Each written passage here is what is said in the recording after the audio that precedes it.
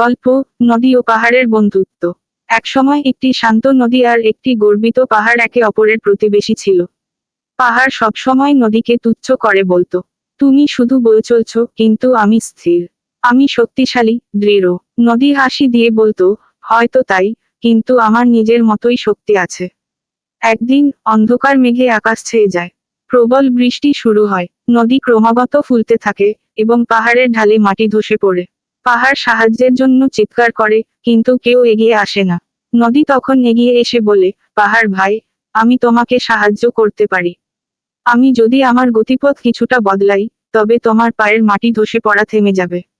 পাহাড় লজ্জিত হয়ে বলে, তুমি কি সত্যিই আমাকে সাহায্য করবে?